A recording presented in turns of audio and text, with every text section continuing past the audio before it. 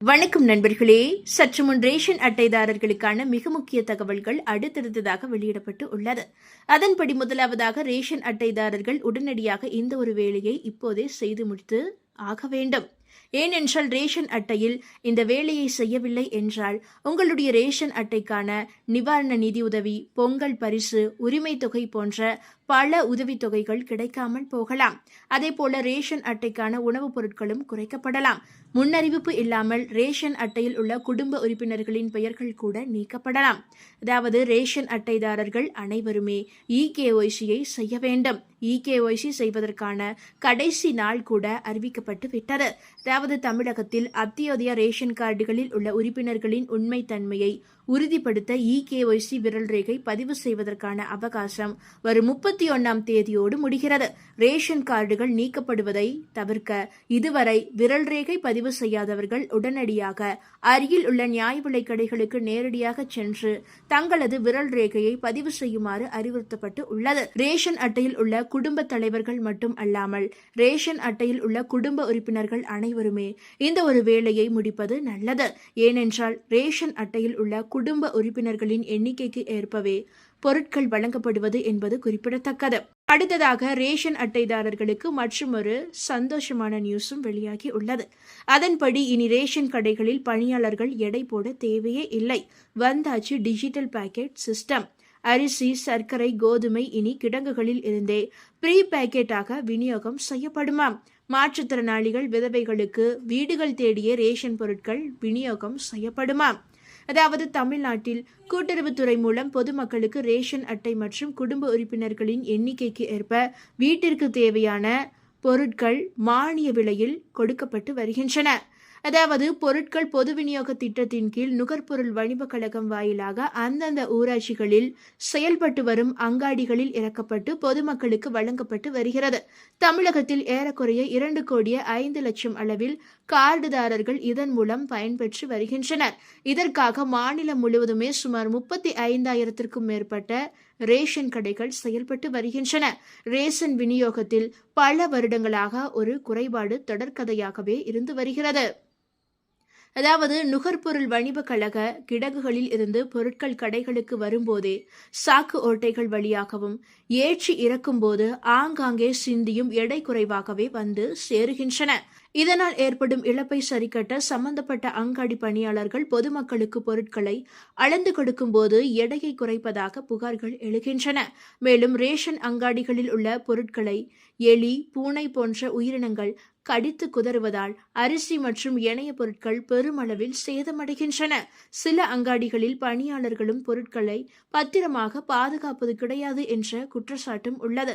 கடந்த ஆட்சியில் கொண்டுவரப்பட்ட தாயுமானவர் திட்டத்தின் கீழ் 60 வயதுக்கு மேல் தனியாக வசிக்கும் மூத்த குடிமக்களுக்கு மாதத்தின் முதல் வாரத்திற்குள் வீடு தேடிய ரேஷன் பொருட்கள் வழங்கப்பட்டு வருகின்றன.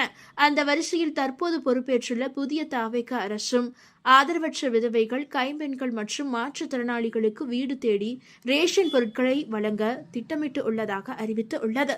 இந்த திட்டத்தின் முதன்மை நோக்கமே சமூகத்தில் மிகவும் பின்தங்கிய வறுமை கோட்டிற்கு மிக கீழே வாழும் குடும்பங்களை ஊராட்சி அமைப்புகள் மற்றும் சுய உதவி குழுக்கள் மூலம் வீடு வீடாக சென்று துல்லியமாக கண்டறிவது ஆகும். யாராலும் கைவிடப்பட்ட ஆதரவற்ற முதியவர்கள், தீராத நோயால் பாதிக்கப்பட்டவர்கள் மற்றும் தங்களை கவனித்துக் கொள்ள ஆள் இல்லாத தனித்து வாழும் பெண்களுக்கு முன்னுரிமை அளித்து இந்த திட்டம் செயல்படுத்தப்பட்டது. இந்த திட்டம் வெறும் ரேஷன் பொருட்களை வீடு தேடி தருவதோடு மட்டும் நின்று விடுவது இல்லை. தகுதியுள்ள பயனாளிகளுக்கு மாதாந்திர முதியோர் உதவித்தொகை, இலவச மருத்துவ பரிசோதனைகள் மற்றும் அரசின் இதர நலத்திட்டங்கள் தங்கு தடையின்றி நேரடியாக சென்றடைவதையும் உறுதி செய்கிறது. இதனிடையில் ரேஷன் பொருட்கள் வழங்குவதில் நிலவும் முறைகேடுகளை தடுக்க புதிய தாவேக அரசானது மிக சிறப்பான திட்டம் ஒன்றை நடைமுறைப்படுத்த உள்ளது. அதன்படி ரேஷன் பொருட்கள் தரமாகவும் சுத்தமாகவும் சுகாதாரமாகவும் பொதுமக்களுக்கு சென்றடைய வேண்டும் என்ற நோக்கத்தோடும் எடை குறைவு பிரச்சினைகளுக்கு நிரந்தர தீர்வு காணும் வகையிலும் இனி பொருட்களை தரமான பாலித்தீன் பைகளில் முன்கூட்டியே எடை போட்டு சீல் வைக்கப்பட்டு கடைகளுக்கு அனுப்ப அரசு முடிவு ஒன்றை செய்துள்ளது. அதாவது அரிசி 5 கிலோ 10 கிலோ பாக்கெட்டுகளாகவும், சீனி 1 கிலோ பாக்கெட்டுகளாகவும், கோதுமை 5 கிலோ பாக்கெட்டுகளாகவும் கிடங்குகளில் இருந்தே எடை போட்டு அனுப்பப்படும். இதனால் ரேஷன் கடைகளில் பணியாளர்கள் தனியாக எடை போட வேண்டிய அவசியமும் சிரமமும் நீங்கிவிடுகிறது. பொதுமக்கள் ஏமாறுவதற்கும் எடை குறைவாக பொருட்கள் விநியோகம் செய்யப்படுவதற்கும் வாய்ப்பே இருக்காது. அடுத்ததாக ரேஷன் அட்டைதாரர்களுக்கு மற்றொரு மிக முக்கிய தகவலும் வெளியாகி உள்ளது. அதன்படி ரேஷன் அட்டைதாரர்களுக்கு புதிய சிஸ்டம் அமலாக இருக்கிறது. மொத்தமாய் ரேஷன் கடை மாறப்போகிறதாம்.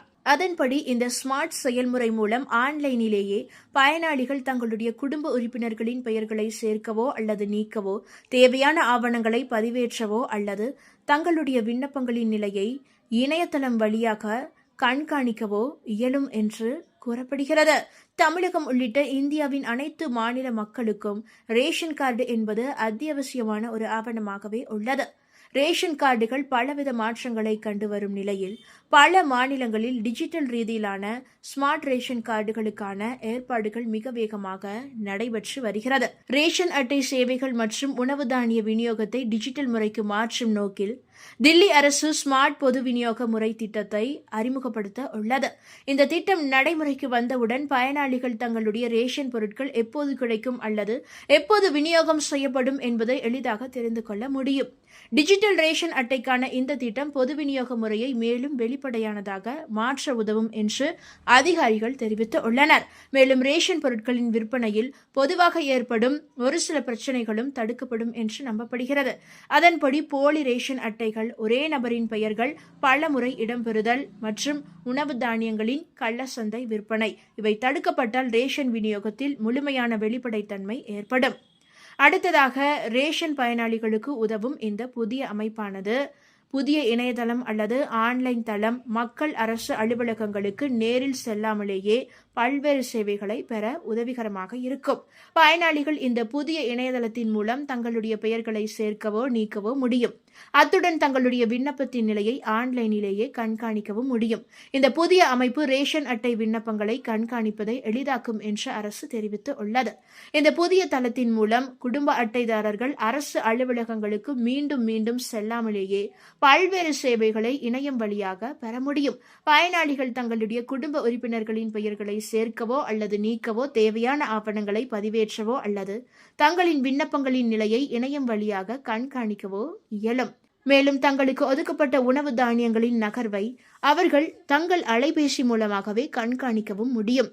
குடும்ப அட்டை விண்ணப்பங்கள் மற்றும் விநியோக பதிவுகளை கண்காணிப்பதை இந்த டிஜிட்டல் அமைப்பு எளிதாக்கும் என்று அரசு தெரிவித்து உள்ளது. குறிப்பிடத்தக்க வகையில் ரேஷன் அட்டைகள் QR குறியீடுகள் மற்றும் டிஜிட்டல் சரிபார்ப்பு வசதிகளுடன் கூடிய ஸ்மார்ட் ரேஷன் அட்டைகளாக மேம்படுத்தப்படும் என்று அரசு தெரிவித்து உள்ளது. QR குறியீடு வசதி அமலுக்கு வந்தவுடன் ரேஷன் அட்டைதாரரின் நம்பகத்தன்மையை சரிபார்க்கவும் அல்லது ஒரே நபர் பல அட்டைகளை வைத்திருக்கிறாரா என்பதை கண்டறியவும் அதிகாரிகளுக்கு இது உதவும். இந்த அம்சம் கண்காணிப்பு முறையை வலுப்படுத்த உதவும். புதிய அமைப்பின் கீழ் அடையாளத்தை சரிபார்க்கும் கூடுதல் முறையாக முக அங்கீகார தொழில்நுட்பத்தையும் அரசு அறிமுகப்படுத்த உள்ளது. பயோமெட்ரிக் கருவிகளில் கைரேகை சரியாக பொருந்தாதவர்களுக்கு இம்முறை உதவியாக இருக்கும். முக அங்கீகாரம் மூலமாகவும் அடையாளத்தை சரிபார்க்க மத்திய அரசு அனுமதி அளிக்கும். QR குறியீடுகள், டிஜிட்டல் பதிவுகள் மற்றும் பயோமெட்ரிக் சரிபார்ப்பு ஆகியவற்றை சேர்ப்பதன் மூலம் போலி ரேஷன் அட்டைகளின் பயன்பாட்டை கட்டுப்படுத்தவும் உணவு தானியங்கள் தவறான முறையில் விநியோகம் செய்யப்படுவதை தடுக்கவும் முடியும் என்று டெல்லி அரசு கருதுகிறது. பொதுமக்கள் பயன்பாட்டிற்கு கொண்டு வருவதற்கு முன் இந்த அமைப்பை ஆய்வு செய்ய 16 உறுப்பினர்களை கொண்ட பயனர் ஏற்பு சோதனை குழுவையும் அரசு அமைத்துள்ளது. இக்குழுவில் தில்லியின் 13 மாவட்டங்களைச் சேர்ந்த உதவி ஆணையர்கள், உணவு மற்றும் வழங்கல் துறை அதிகாரிகள் மற்றும் தொழில்நுட்ப வல்லுநர்கள் ஆகியோர் இடம்பெற்று உள்ளனர். இந்த ஸ்மார்ட் ரேஷன் கார்டு அமைப்பு சீராக செயல்பாட்டிற்கு வந்த பின்னர் இதே போன்ற அமைப்பு மற்ற மாநிலங்களிலும் பின்பற்றப்படும் என்று நம்பப்படுகிறது. அதாவது நீங்கள் கேட்கலாம், நம்மிடமும் இதுபோன்ற ஸ்மார்ட் கார்டுகள் உள்ளது, ஆன்லைனிலேயே அனைத்து வசதிகளும் உள்ளது என்று. அதாவது தற்போது ஆன்லைனில் விண்ணப்பம் செய்தால் கூட நேரில் சென்று இந்த விண்ணப்பம் குறித்த அதிகாரிகளிடம் மேல்முறையீடு செய்தால் மட்டுமே புதிய ரேஷன் கார்டுகள் பெரும்பாலும் கைக்கு வந்து சேருகிறது என்பது நிதர்சனமான உண்மை. இந்த புதிய ஸ்மார்ட் சிஸ்டம் நம் தமிழ்நாட்டிலும் வந்தால் அனைவருமே பயன்பெறுவார்கள் என்பதில் சந்தேகமே இல்லை. இந்த தகவல் உங்களுக்கு பயனுள்ளதாக இருந்தால் மறக்காம இந்த வீடியோவை லைக் பண்ணி உங்களுடைய ஃப்ரெண்ட்ஸுக்கும் ஃபேமிலிக்கும் இப்பவே ஷேர் பண்ணி விட்டுருங்க.